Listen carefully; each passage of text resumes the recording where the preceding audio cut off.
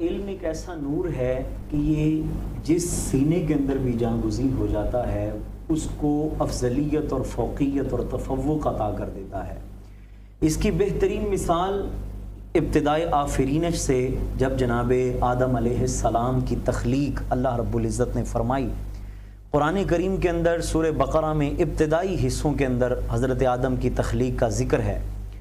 حضرت آدم کی تخلیق کے بعد اللہ رب العزت نے تمام فرشتوں سے کہا کہ میں ایک ایسا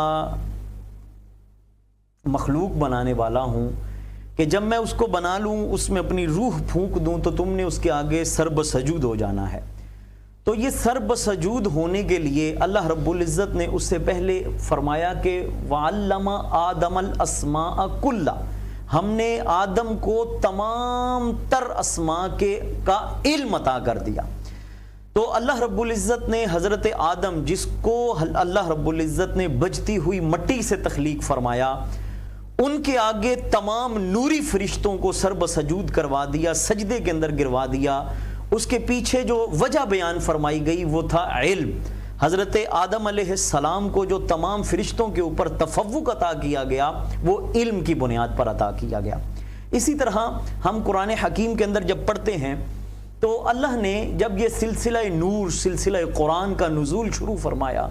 تو غار حرا کا موقع ہے اور نبی کریم صلی اللہ علیہ وسلم وہاں پر چلہ فرماتے ہیں، وہاں پر عبادت کے لیے وقت گزارتے ہیں۔ جب اعلان نبوت کا وقت آیا کہ محبوب اب آپ نے نبوت کا اعلان کرنا ہے، وحی کا سلسلہ نازل ہونا شروع ہوا، تو سب سے پہلا جو لفظ قرآن حکیم کے اندر اللہ رب العزت کی طرف سے منزل ہوا، نازل ہوا، جناب جبرائیل لے کر قلب مصطفیٰ کے اوپر اترے، وہ تھا اقرا، محبوب پڑھیے۔ علم کا وہ لفظ تھا۔ یہ علم کو اللہ نے اتنی اہمیت، اتنی فضیلت عطا فرمائی کہ اللہ نے لفظ قرآن کریم کا ابتدا ہی لفظ اقرا سے فرمایا اور یہ سبق دیا پوری انسانیت کو۔ یہ جو اسلام کا سلسلہ شروع ہونے والا ہے یہ ایسا علم کا سلسلہ ہے، یہ ایسا محرک علم ہے کہ اس سے نبی کریم صلی اللہ علیہ وسلم کے اوپر جو قرآن کریم اترے گا وہ سارے کا سارا علم نافع پر مشتمل ہے، اور یہ جب نبی کریم صلی اللہ علیہ وسلم اپنی زندگی گزاریں گے وہ ان کے سارے حرکات و سکنات و اعمال سارے کا سارا علم کے اوپر مشتمل ہوگے۔ تو اللہ رب العزت نے قرآن میں سب سے پہلا جو لفظ استعمال فرمایا وہ اقرا، پڑھیے۔ اور آپ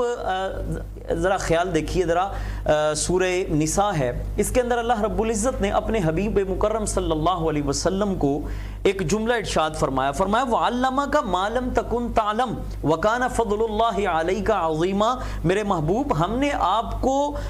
اتنا علم عطا فرمایا کہ ما لم تکن تعلم، جو آپ نہیں جانتے تھے ہم نے آپ کو وہ علم عطا فرمایا۔ تو جو علم عطا فرمایا ہے نا، یہ علم کیا ہے؟ وَكَانَ فَضْلُ اللَّهِ عَلَيْكَ عَظِيمًا، یہ آپ کے اوپر آپ کے رب کا بہت بڑا فضل ہے۔ تو علم کو اللہ رب العزت نے قرآن حکیم کے اندر اپنے حبیب کے اوپر بہت بڑا فضل فرمایا ہے۔ اور اسی طرح ایک آیت مبارکہ اور کوٹ کرتا جاؤں، سورہ طٰہٰ کی آیت مبارکہ 16ویں پارے کے اندر اللہ رب العزت نے، اور قبلہ مفتی صاحب مزے کی بات یہ ہے کہ قرآن حکیم کے اندر ہم پورا قرآن پڑھیں، اللہ نے کہیں پر بھی یہ نہیں فرمایا کہ محبوب مجھ سے اس چیز کا سوال کیجئے، مجھ سے یہ چیز مانگیے،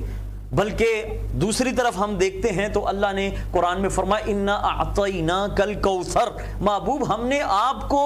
ہر چیز کے اندر خیر کثیر عطا فرما دیا ہے، ہر لحاظ سے آپ کی جھولی بھر دی ہے۔ لیکن محبوب کریم وَقُلْ رَبِّ زِدْنِي عِلْمًا، محبوب آپ ساری زندگی یہ دعا کرتے رہی اپنے رب سے، ربی زدنی علما، اے پروردگار میرے علم کے اندر اضافہ فرما۔ کسی اور چیز کے سوال کا اللہ رب العزت نے اپنے محبوب سے حکم نہیں دیا، صرف اور صرف علم کے حصول کا اور علم کی مزید عطا کا اللہ رب العزت سے اللہ نے فرمایا کہ محبوب یہ دعا مجھ سے کرتے رہیے کہ اللہ میرے علم نافع کے اندر اضافہ فرما۔